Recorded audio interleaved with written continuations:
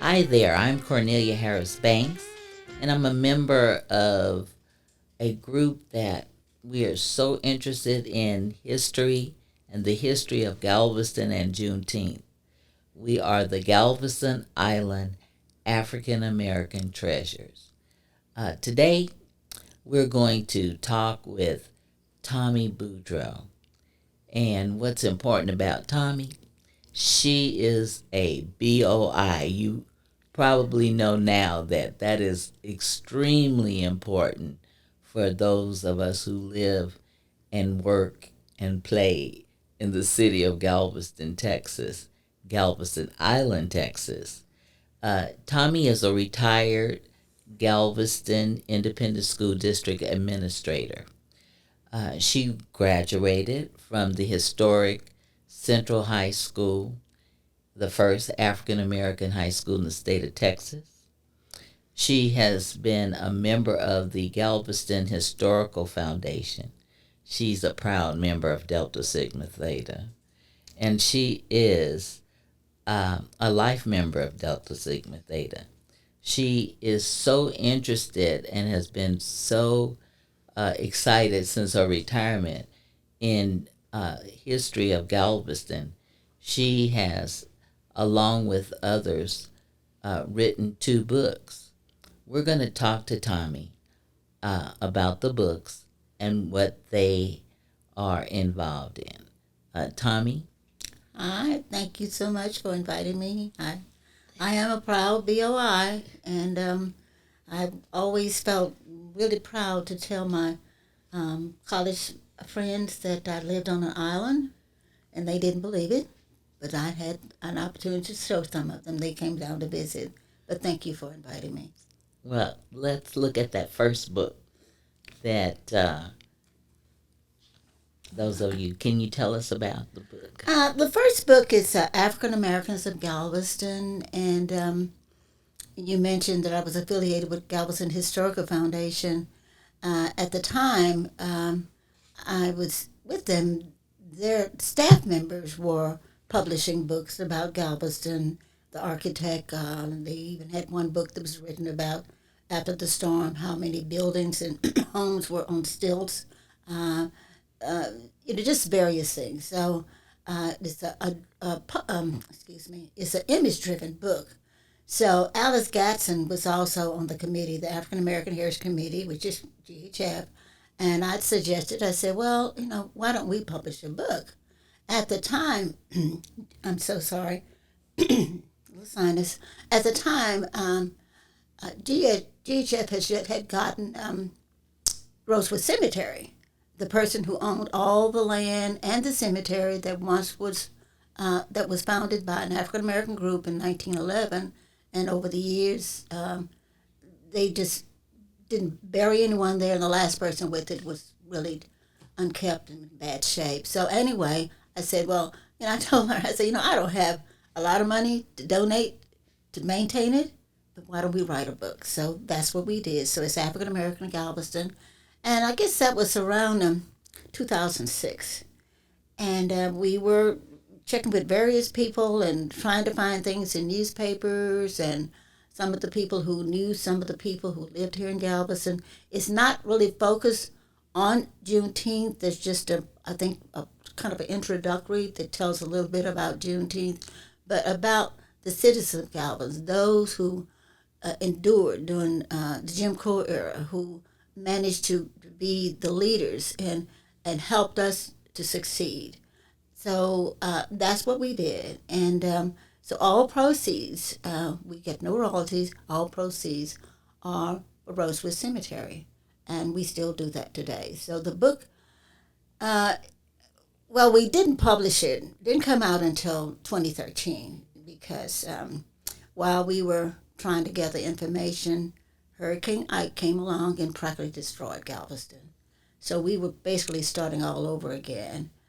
Many of the images or pictures that family members had, they didn't have them. We had to try to locate them in some way.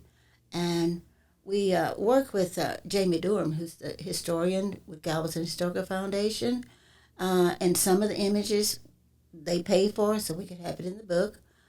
There were a number that we got free. You know, some of the universities or some of the other museums throughout Texas, they had them. And once they understood it was going to be a nonprofit book that was going to tell the history, we were able to receive those. So, and of course, the History Center on the fourth floor of Rosenberg Library, they were able to supply us with a number of the images. That seems like the place to go to. Well, it is, but even they don't have a lot. Some things they don't have, but believe it or not, you know, North Texas State, I think it's North Texas State University, they have a lot of information. Mr. Nelson that I mentioned before we started, who had the first newspaper, they have a number of his newspapers there. Well, Galveston don't have that. So, but there are things that University of Texas collection. We anywhere we could find something because the book itself, as I said, is image driven. So we had to come up with at least over 200, almost 300 images in order to publish this book. How was the book divided? Well, I'm going to tell you how it's divided, but I'm going to show you something first. You look at the cover of the book.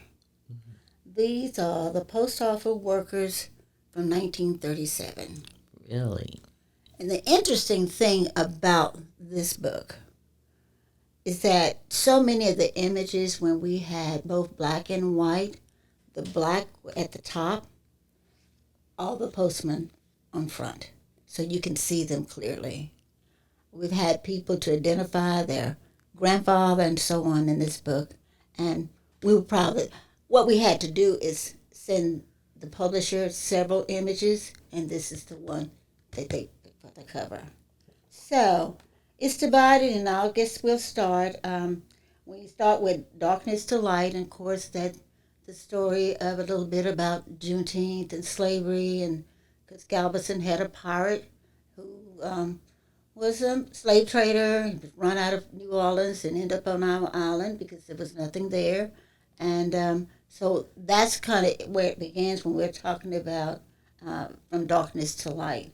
And so that's Jean Lafitte. Yeah, that's Jean Lafitte. Yeah, Yes. he was not a very nice guy. He brought a lot of things to Galveston that stayed around for a while, like gambling and many other things that weren't that nice. I'll just say that. But they end up kind of strongly encouraging him to leave.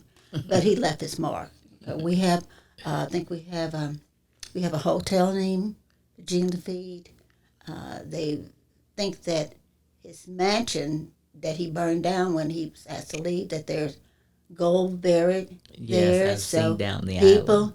you know, and it has a sign there, and people Yes. always live, now have it fenced off. So we have that, and then we have people of the community that contribute to Galveston. Of course, this is Jean Lafitte. Of course, we have a sketch of him, and of course, we also cover, you know, Juneteenth here, Gordon Granger, and this particular poster. When I selected it, I said, you know, we don't have to say anything else. The fact that it says they said it's the slaveholders meeting of Galveston, which just made it very clear that they were owning people.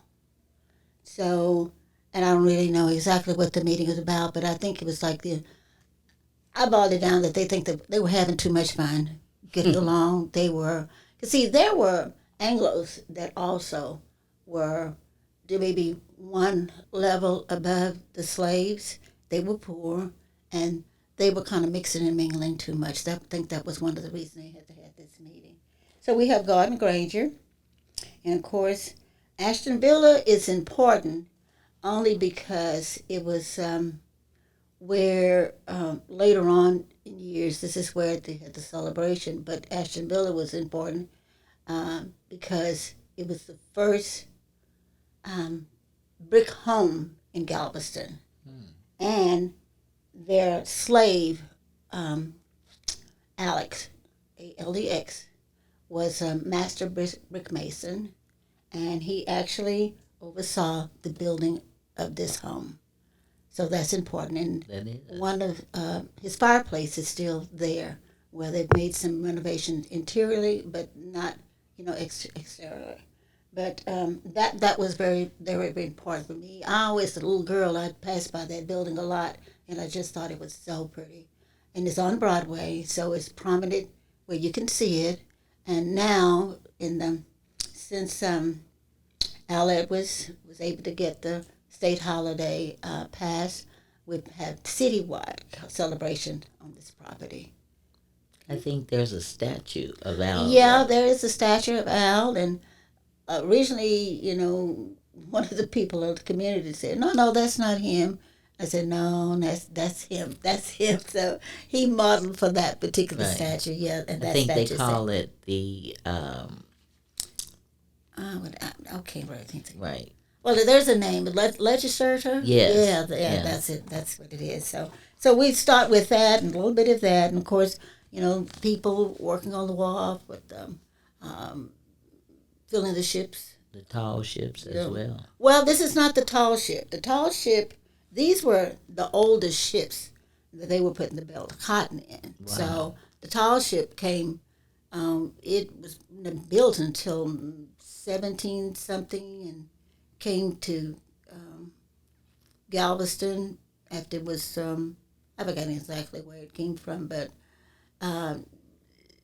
Galveston Historical Foundation purchased it and just kind of built it over, and it's a tourist site. So here are just some of the streets in Galveston, the main street, the Strand, and when you're speaking of the wealthy people in Galveston, this is where they had their business.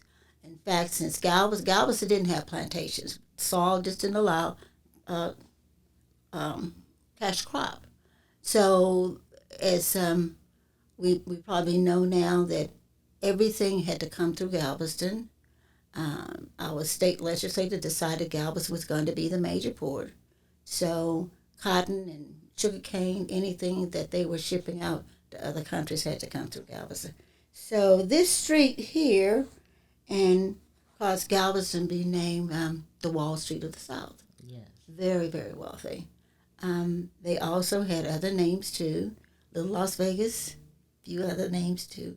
But the wealthy people, their business was on this. So they were the ones who had all the equipment for getting the cotton shipped. They also had, many of them lived on the island. They had homes here. They had mansions here. In fact, you're familiar with Garden Variety. Yes. Garden Variety was once owned by, I can't remember if it was David or the brother, but it was the Mills. That he had a mansion there. And so over the years, like so many of the slave owners, they lost their wealth, and eventually he had to sell this mansion. So that's the beginning. So we go to other areas of the book, and you'll find some of the prominent people in Galveston, people that we knew were, if they weren't enslaved in Galveston, they were from Texas. So here are some of the folks, and just a small bit of the story.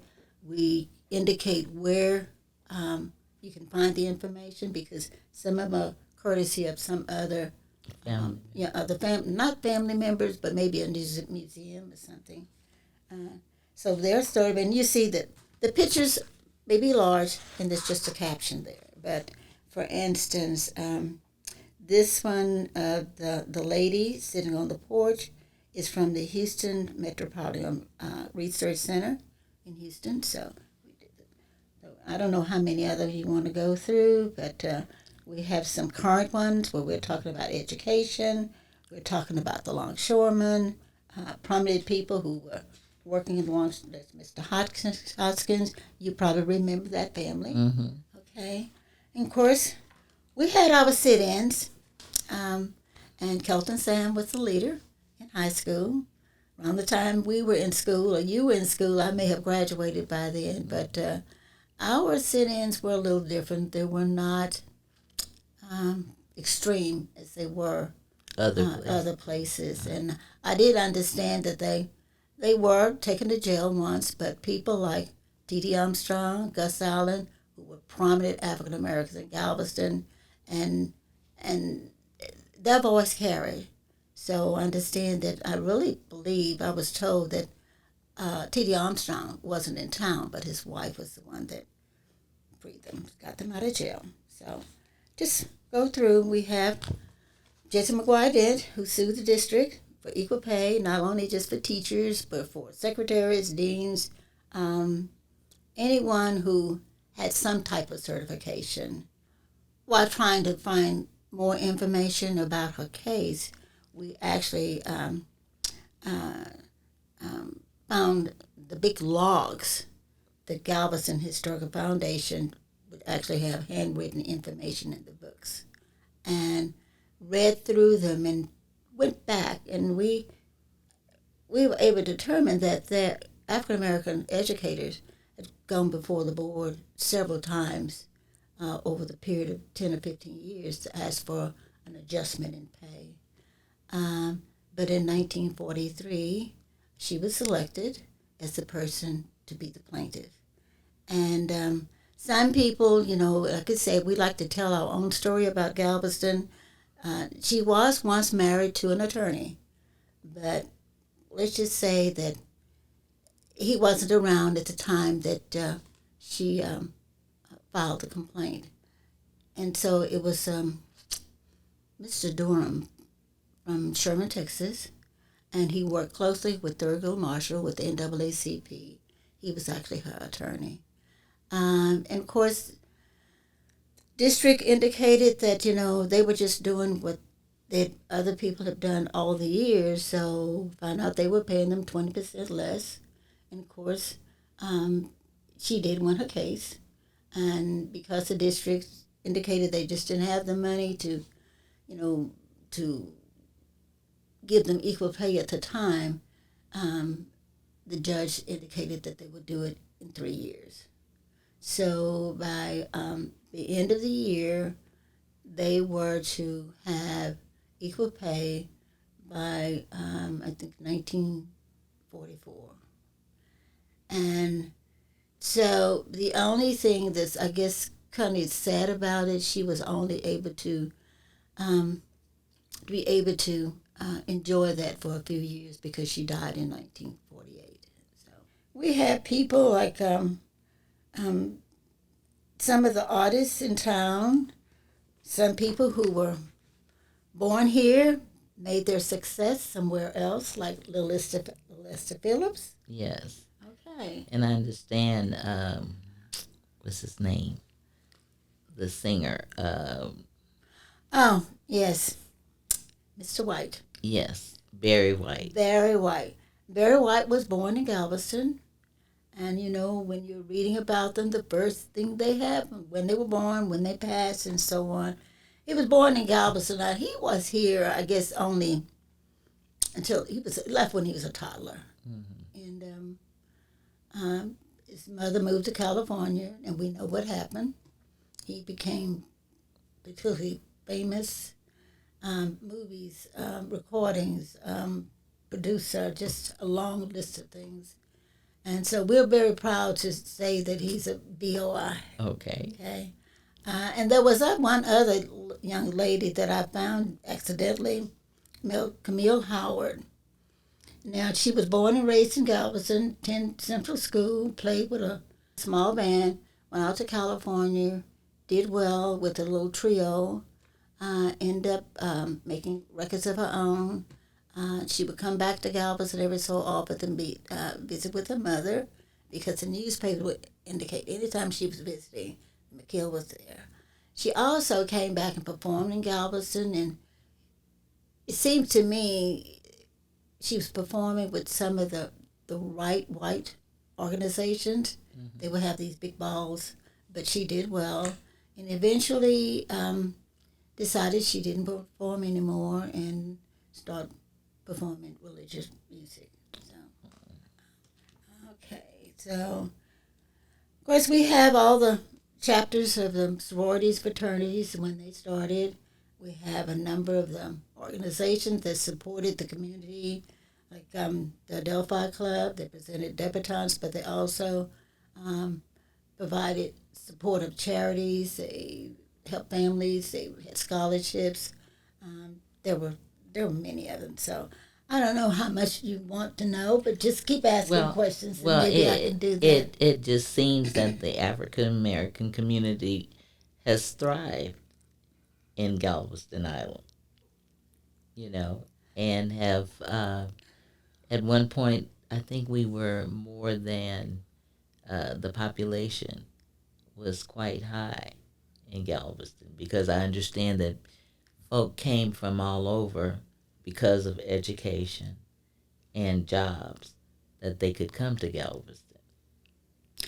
Absolutely, because money was to be had in Galveston. You had the waterfront with the longshoremen, and as far as education, we'll go all the way back to 1885, when Central High School was the first high school in the state of Texas.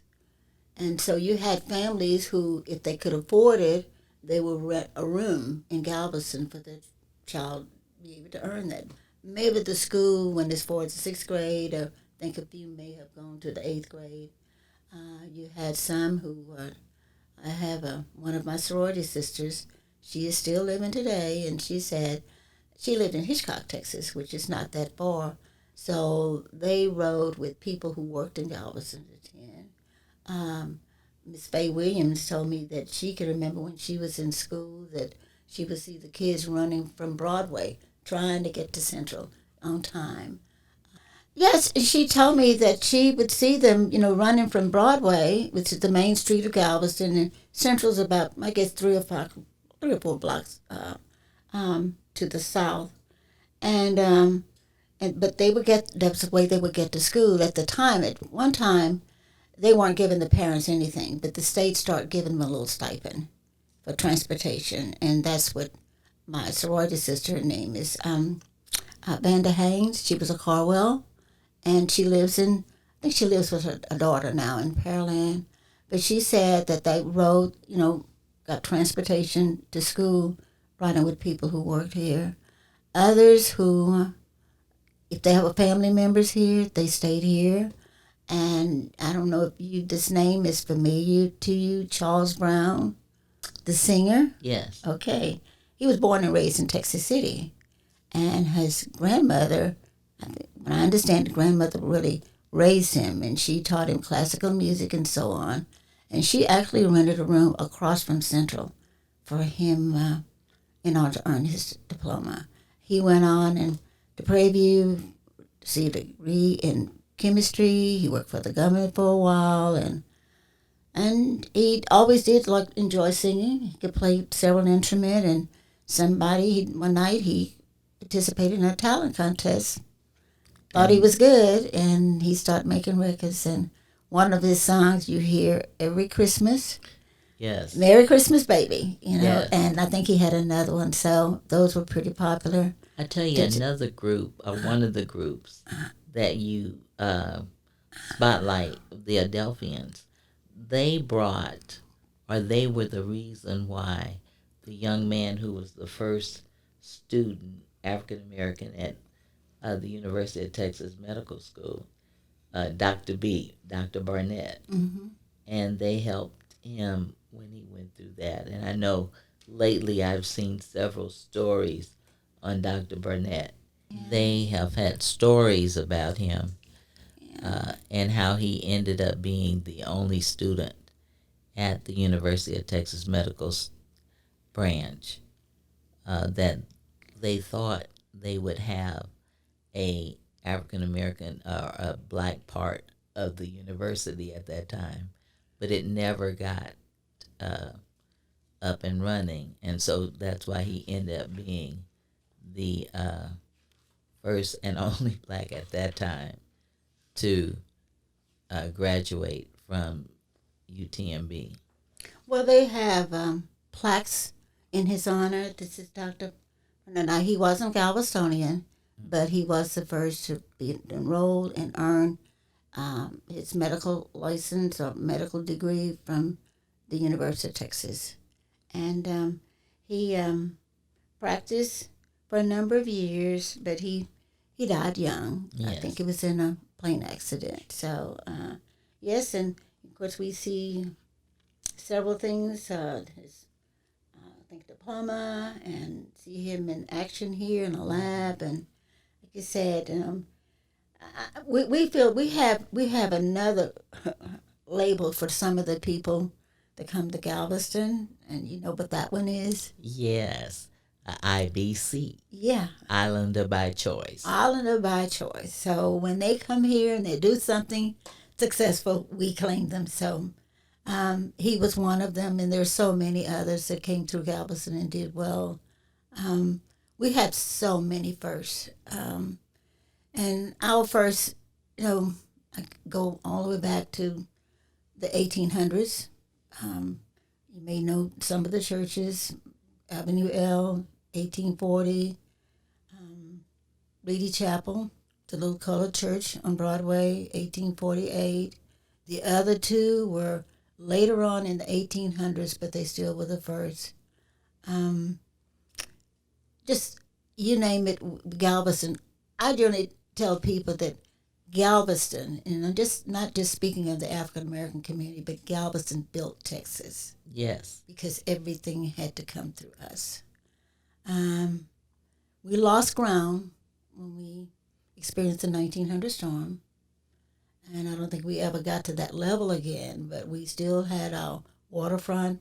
People were making money. We had those who, they used their skills to do what they knew they could do, and were able to, there were jobs to be had, in Galveston, because you had the people who would come in on the ships and brought goods from other places. They had to have a place to eat. They had to have a place to stay. So the motels, hotels, restaurants, black and white, that was money to be had. And of course, Galveston was an open city at one time. And this is why it was labeled Little Las Vegas. So we had people like Frank Sinatra that came to visit the Balinese Room. And we had gambling. I remember a little bit about it because when I heard my parents telling me the Rangers were coming to close Galveston, I'm thinking they were going to come in on horses because I was a little girl then. I remember my uncle once took me to a restaurant, and we were like Las Vegas, I guess, because the slot machines were in restaurants and stores and everywhere. I remember him picking me up, putting the coin in the machine, and helped me pull the lever. Yeah. So Galveston had many, many stories, many, many layers. And I will say this, and I'm just being the truth, telling the truth. Galveston is probably more segregated now than it was when I was growing up. Absolutely. Now, there wasn't a lot of, I guess, socializing or things like that, but the street that I grew up on, well, even I went to college, it was integrated. So if anybody was ill, you could almost expect a pot of soup or something for the families. I think that was the entire island was integrated. No, that's the way it was. One thing that I learned after returning back to Galveston, as you say, we have a lot of newcomers, a lot of IBCs who had never lived in a area like that. We never really had what folk considered across the tracks because the neighborhoods were all integrated. We went through the separate equal, the black and the white and so on. but I know that we could go to a store while they might watch us and follow us, but they didn't say anything to us. And my mother's home, it was similar to Galveston, a tiny, tiny town near Texas, because they had oil there. So, people were making money, and any way you could make a dime, so they mixed and mingled a lot. My father was born in Brenham, Texas, and the reason I'm going to say it was different, the only time I can really remember going back to visit in my father's home, we would go to a funeral. My mother would get up, cook some food, we'd drive, go to the funeral, speak to all the people, get back on the highway and come back. And he never allowed us to go in the stores. We had to stop at the store. Weren't allowed to go in. Found out later the reason he didn't, because he didn't want anybody to say anything to us. Mm-hmm. Because we were used to walking around the store, picking up something and looking at it and putting it down, even though they followed us around. But you couldn't do that there. Now, in Mehere, it was a friendly town. We would go to the store and buy the big pickles and all that, but it was a different atmosphere. Even though everything in Galveston was segregated. When I was growing up, there were just a difference, and it may have been because Galveston had been so open for so many years. I think that was it. Yeah. I do. You said something about pickles that made me think about food. And what's your next book that you guys put together? Well, we got this one out in 2013, and our next book, believe it or not, it was Dr. Jones, who was the director of Galveston Historical Foundation. Sometimes he would drop in on our meetings, and he suggested that we maybe publish a cookbook. And his idea is that we could find recipes. Now, he really likes soul food, okay? But anyway, he said maybe we can get some of the recipes handed down from generation to generation. He knew about a lot of the restaurants that he'd heard about. He visited some of them also. So that was our job. We thought, well, that'd be a great idea. Well, once we got started, we found that, first of all, many of them who had recipes, they lost them in the storm. If the book that Mom wrote those things down in, they weren't there anymore.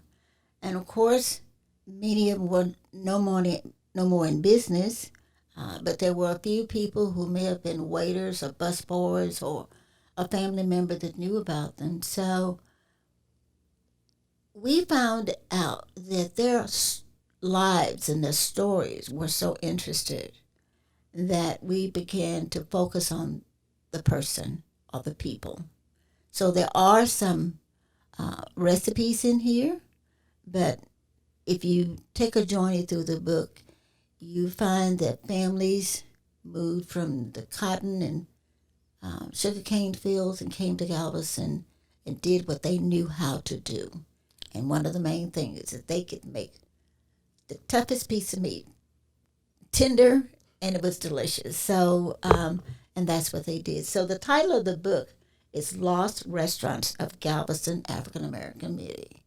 And I wouldn't say that it's a bestseller, but, checking when it first came out, checking Amazon when they can rate books, we were in, I think, the top 100 for about 2 months.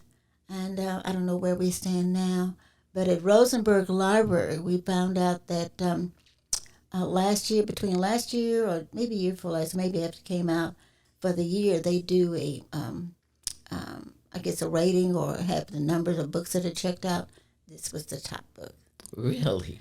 Well, for so many people, if they were raised in Galveston, if they lived in Galveston 50 years or more, they apparently died at some of these restaurants. Yes. We have some that were small, some were large, some didn't stay in business very long. We had some, we went back as far as the 20s or 30s, as far as we could go back. Because in the directories at the time, up until, like I said, the latter part of the 40s, any entry that was African American or African American person or business, they would have a C. So you knew that was a colored restaurant. So if it was Now, the directory that you're speaking of is called. the city, it's a city directory. That's what it's the same with the telephone book, but that's Okay. what they call it, city directory. So and you can find them at Rosenberg Library. They have them there. You can pull them up and just look through them. So that's what we did. We just start thumbing through some of the books and go back as far as we could. And everywhere we saw a C, and if it seemed like it was restaurants, like Sim's Ice Cream Parlor. I know you remember Yes. Sim's. Yes. It was there because there was a C. Oliver's. It was a C. So that's how we found so many. So we have a section that wanted to see. I'm a co-author, so it's not that if I did this by myself, I would ask for some money, but I didn't. So this particular book, there are 4 authors: myself, Greg Sampson, Ella Lewis, and Alice Gatson. The first one is just Alice Gatson and myself. Again, the money supports Rosewood Cemetery. But their lives were so interesting. Many of them didn't have an education, or if they did, they only so far. But their families moved to Galveston, and that's what they knew how to do. So that's what the book is all about. The history of people who made a difference in Galveston. They're no longer around. Restaurants are no longer around. In fact, as of today, we only have 3 African American owned restaurants, and one is up for sale now. So, Gosh, that is just wonderful. That's why I say those folk who are historians and want to know about the African American experience in Galveston and on Galveston Island, and that there are avenues, and we're hoping that as folk come to Galveston to celebrate Juneteenth, that they will come and go around and see the different areas that that are still existing. Like, for instance, we've talked about the school that we all attended. One of the original buildings is still there, and actually carved on the door, it talks about the colored branch of the Rosenberg Library. Yeah, and the building is now Old Central Culture Center. It's actually the 4th building. The first building was a storefront building that looked at, if they had over 200 people in there or 100 people, it would fall down. So there are pictures of the first one that was out on 16th Street. And I would say Galveston had to be forward thinking. And it was with the school district and the Rosenberg Library. They decided that Central needed a library. And of course there were other people. I'm sure there were educators who said the same thing, Black educators. And so one wing is the Rosenberg Library, Old Central Library, but it said the colored branch of Rosewood. And what I'm saying, Rosewood, I'm sorry, I'm getting mixed up. Rosenberg Library, I'm getting 2 of them mixed up again, all those R's. Yeah, and I'll see if I can find that one in here for you.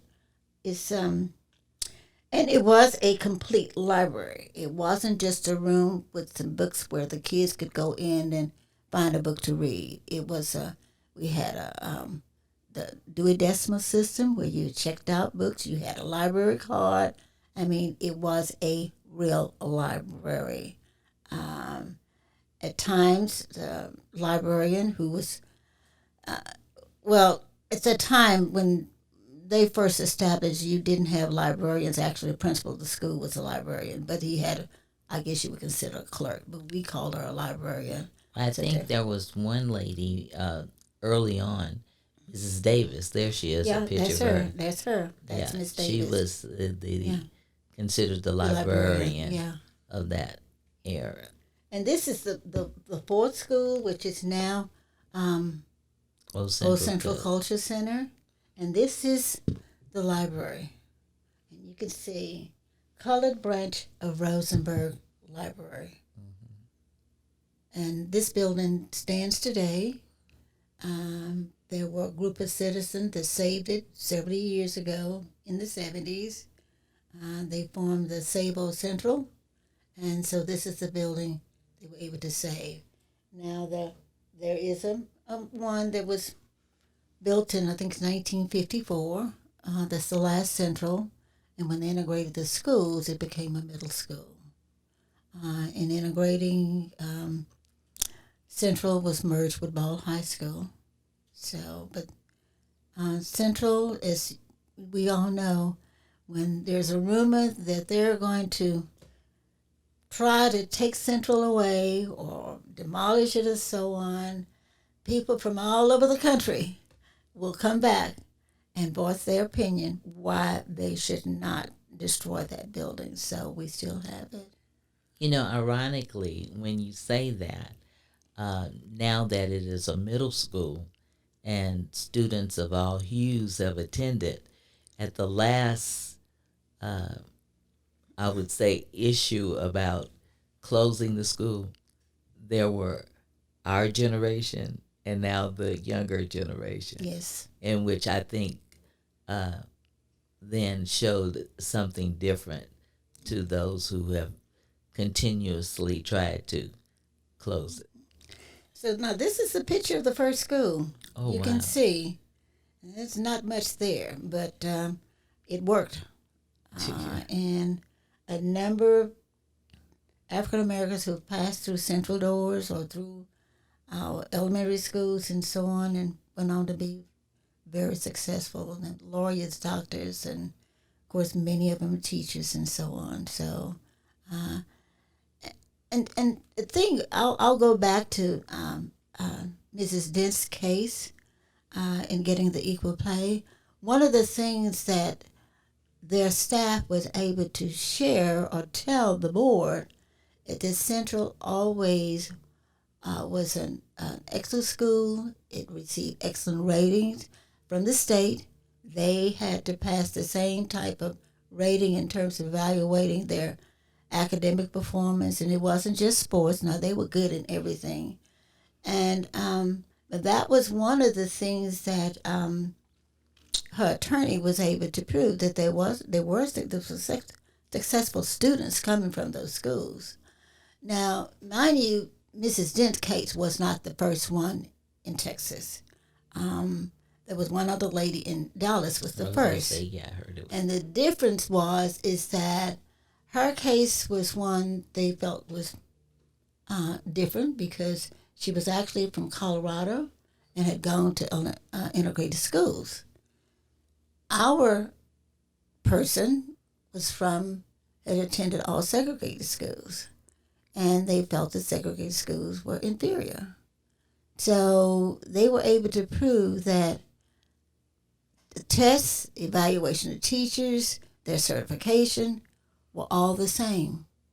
They were certified at the same level of black or white. So hers is a different, and I would say that it probably made a better case for African Americans because we had a successful school, great ratings, and we were judged, teachers and staff members were judged by the same evaluation system. So now I understand you have a new book from the group in the works. yes, we do. We in 1920, when everybody wanted to know about what is Juneteenth. That was after a major incident. It wasn't an incident, but, well, I'll just say it. After the death of George Floyd. And I guess the story that African Americans have been trying to tell for years, the world saw what we had been trying to get people to understand. And And we were, well, they say Galveston Historical Foundation was inundated with calls. The media across the country, we had even calls from London, emails, so on. It was, Dr. Jones had to get people to give these interviews. So our committee were the ones who were giving the committee, because we knew the history and were able to tell them. And so we decided, we need to get something in place, because we know that people are going to be coming to Galveston again, and we can't just verbally tell them. So we thought about, well, we didn't have the space or the money for a museum. We knew we had to get something up quickly. So Ashton Villa, the building I told you, the prominent building on Broadway, the brick building, decided that we would do it there, because there are 2 large rooms in the front. We're going to do that. But over the years, Ashton Villa has had a lot of problems with moisture getting in the building, and they would plan to do something about it. So to have the exhibit there, we're going to have an exhibit. To have the exhibit there would mean they would have to move it in 4 or 5 years. So we decided that the other place would be, we could have it on the property, because people are familiar with the building. So it's in the carriage house.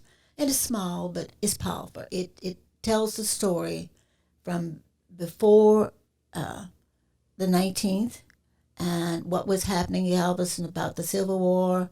And it goes through what happened on that day. And then we go to modern times, where people like Jesse McGuire did, Sam's with the sit-ins, the first policeman, the first fireman. And it so happened the first policemen were appointed in 1867. Wow. By the general who was over Texas at the time. He found that the police were corrupt. They were not only mistreating African Americans, everybody. He instructed the mayor to fire all the entire police department, and he appointed his own. And on that list, he had 5 colored men. Now, just as we know, if you have an opportunity to just search old newspapers, you'll find the information. So we did find there were 5. But going back to the book, because it was a small area, and there was so much that we could place in that particular place. It's interactive. You touch buttons, you can listen to people talk. We have ex-slave narratives. We have interviews with Galvestonians born and raised in Galveston, and sharing information about how they celebrated Juneteenth, as well as family stories their parents told them. We have also the person who actually gives a little bit more dialogue about Orders Number 3, because most people kind of reflect on the first part of it, and it does indicate absolute equality. That was supposed to be expected. They were going to receive wages, but if you look at the last sentence of it, it almost, I would say it almost delete the verse. Because in that last part of it, there are all the do's and don'ts that they had to live by.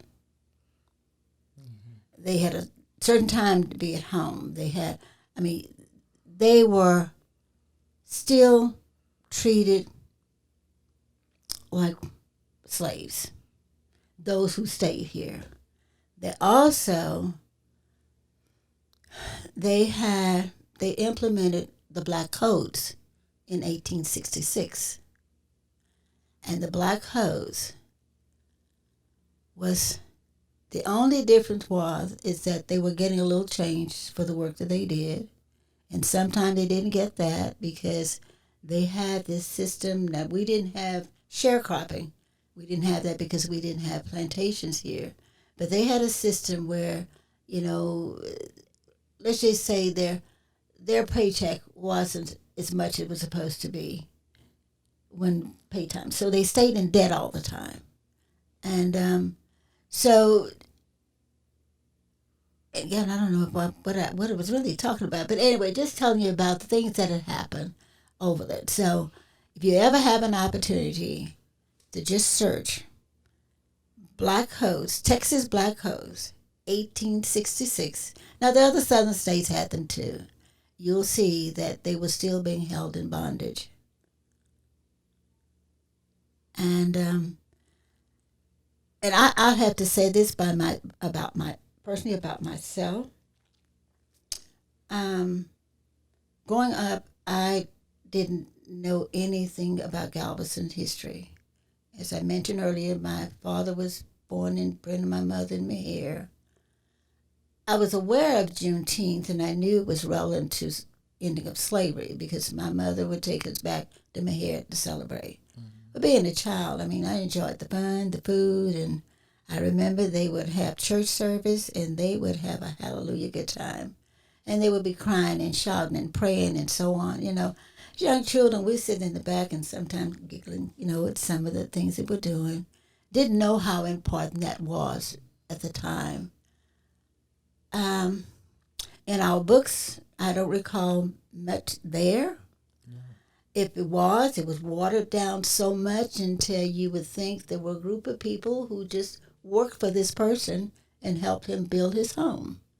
They used terms like, I found out later in kind of reading some of the histories of some of the cities where they had the large plantation, they indicated they were laborers, or they were workers, or tenants. Well, if there were 25 of them working on this land, living there, and it was 1826, and they were in the South, didn't take much to figure out that they were enslaved people. So for me, as you indicated, so that I don't consider myself a historian. I made a little blurb last time. I consider myself a lifelong learner, and I happen to focus on Galveston African American history. And I get teary-eyed when I think about what our people went through. And while I don't have a lot of information about my ancestors, but my grandmother, was born during slavery. And she told the story of how they were boarded a ship in Virginia. And family members and her grandmother, I don't think she ever knew her parents. Other people were on the ship, and they stopped in New Orleans. Her uncle and some of her family members were sold, but she actually was sold in Galveston. Wow. And of course, Galveston didn't have plantations, so she ended up in Groesbeck County. And she was a young child, but she remembered enough about the ship, and the water and the rocking, and how one of the crewmen got upset at her grandmother for praying. And, you can imagine what he called her. And the captain said, Grandma, keep praying. And, but my father never talked about, the little he would tell us was not that good. He didn't witness. He had family members that were lynched. So for me, the things that I do, and I'm sorry, I do get teary-eyed, I want to know, and my children, I want them to know where we came from, how far they are. I have kids that graduated from college, have good jobs. But my great-grandmother was a slave. Mm-hmm. So I don't know if I'm saying too much or whatever. But it just brought about information a while back. I decided to do my family's genealogy. And I was living in Los Angeles then. And it was quite interesting. I did a good job in finding the information when you said about Virginia. One of my great grands came through that way. And I set out to do a quarry in the Brenham area. Mine were from Chapel Hill. Okay, We might be yeah, cousins. I know that. I know. You Yeah, know. we may be. Yeah. And so, in doing so, my great grandfather was a blacksmith, and to find even the plantation is there, the Lockhart plantation. Oh, Lockhart. And I went there, and every time someone comes through, we end up going and look at the building, and finally they sold it to a family. And this family would say, "Why are you always coming by here?" And I said, "Well, because." And they were quite interested in hearing the story of our family. And you're right, it does bring teary eyes to you when you think about it. I tell you, when I stopped was when we met an elder from the area who knew that family. Mm-hmm. And she said, it wasn't everything all happiness. And you kids are just running around trying to find out. But it was real interesting. I found deeds where the great-grandparents gave information to the churches, because I know now that that's why we're Methodists. Mm-hmm.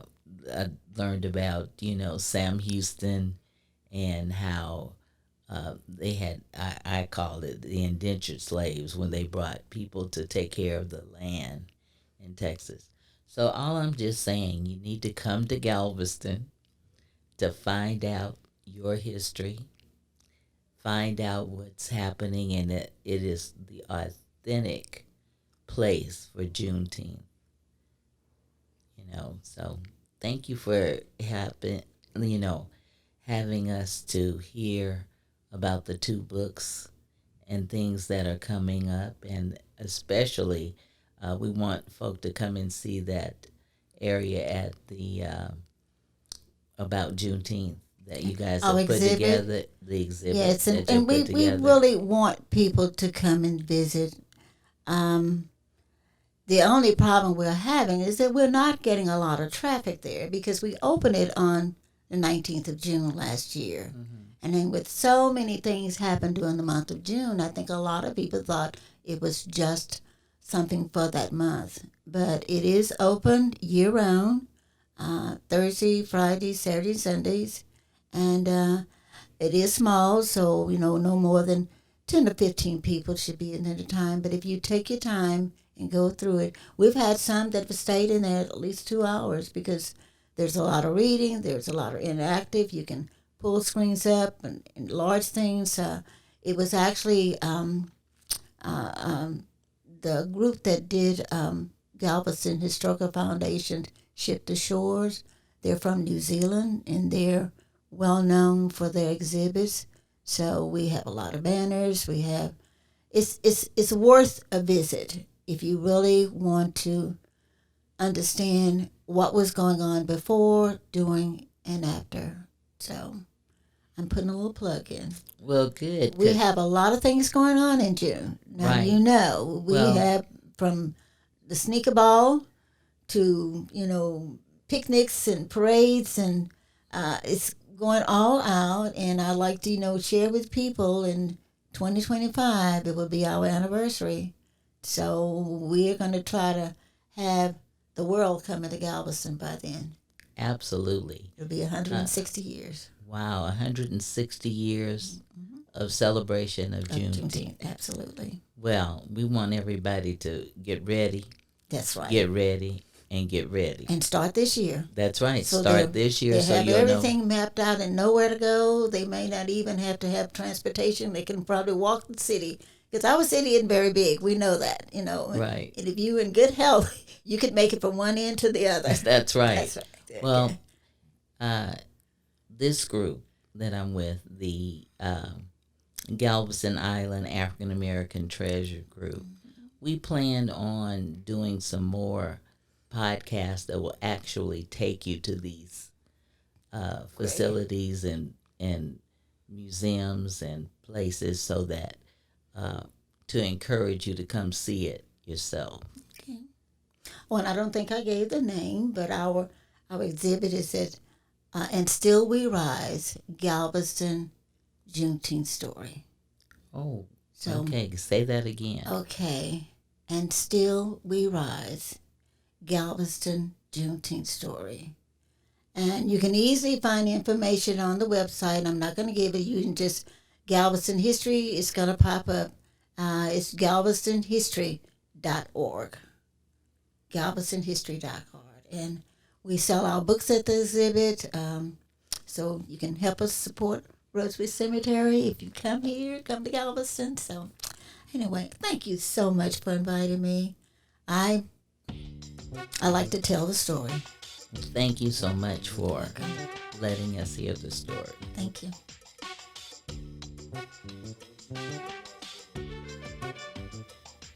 Thank you for tuning in and hearing the story about Galveston and Juneteenth. We look forward to you joining us again next week.